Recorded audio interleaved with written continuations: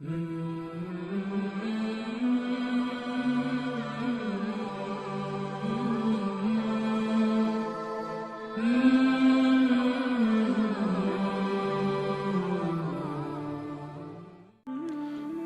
ہماری شریعت نے شراب خانے میں بت خانے میں نماز پڑھنے سے منع کیا ہے۔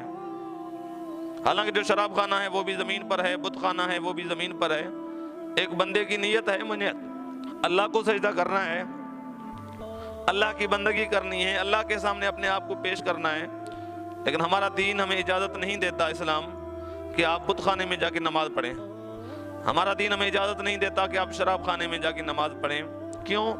اس لیے کہ یہ جگہیں ایسی ہیں، حالانکہ حضور نے فرمایا کہ پوری زمین کو اللہ نے میری امت کے لیے مسجد بنایا ہے۔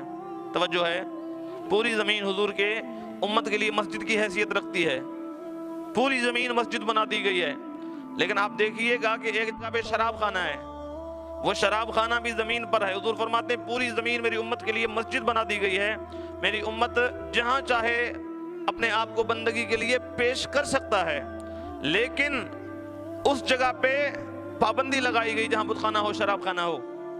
اور بعض کتابوں میں آتا ہے کہ حمام کے اندر بھی نماز پڑھنا جائز نہیں ہے۔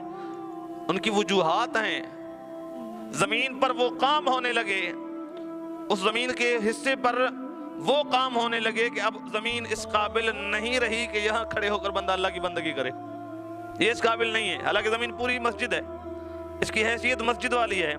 پہلے امت کے لوگ کیا کرتے تھے کہ جب اپنی عبادت گاہ میں نہیں جاتے تھے، کسی اور جگہ پہ وہ عبادت کر نہیں سکتے تھے۔ ہمیں یہ سہولت حضور نے دلوائی ہے کہ پوری زمین پر جہاں ہم چاہیں عبادت کر سکتے ہیں، مسجد کی حیثیت ہے۔ لیکن جہاں ایسے کام ہوتے ہوں جو کام ازروِ شرع منع ہیں، اس جگہ پہ نماز بندہ نہ پڑھے۔ شراب خانے میں، بت خانے میں نماز پڑھنے سے ممانعت ہے، اس لیے کہ یہ زمین اب اس قابل نہیں رہی کہ یہاں بندہ کھڑے ہو کر اللہ کی عبادت کرے۔ تو لہذا اس جگہ کو ایسے کاموں سے تعلق پڑا جو کام اللہ کے ہاں پسندیدہ نہیں ہے، شریعت کے ہاں پسندیدہ نہیں ہے۔ اور آپ پھر دیکھیے،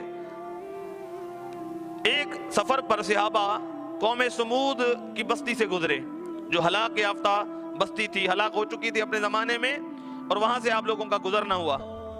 حضور بھی ساتھ تھے، اور وہاں پہ ایک تو حضور نے اسپیڈ سے گزرنے کا فرمایا کہ اسپیڈ سے گزر جائیں، لیکن وہاں صحابہ کو ایک کنواں ملا جو پانی کی ضرورت کے پیش نظر آپ لوگوں نے پانی لے لیا۔ پانی لے کے آپ لوگوں نے آگے چل کے آٹا گوندا۔ جب آٹا گوندنے پر حضور نے دریافت کیا کہ یہ پانی کہاں سے آیا، کہا کہ یا رسول اللہ صلی اللہ علیہ وسلم یہ ساتھ بستی سے گزر رہے تھے، وہاں ہمیں کنواں نظر آیا، تو وہاں ہم نے جلدی جلدی میں کنویں سے پانی بھر لیا اور ابھی اس سے ہم نے آٹا گوندا۔ حضور نے فرمایا یہ آٹا ہم نہیں کھائیں گے، اس آٹے کو پھینک دو۔ یا رسول اللہ اس کی وجہ فرمایا کہ عذاب یافتہ قوم کی کنویں سے ہم پانی بھی نہیں پی سکتے، کیونکہ اس پر بھی عذاب کے اثرات ہیں، اس پر بھی عذاب کے اثرات، بے برکتی کے نشانات مرتب ہوئے ہوں گے۔ کیوں؟ وہ علاقہ ایسا تھا جہاں اللہ کا عذاب آیا، اور یہ شریعت کا حکم ہے، دین کا حکم ہے کہ عذاب یافتہ جگہوں سے اسپیڈ سے گزرا کریں، منہ پھیر کے گزرا کریں۔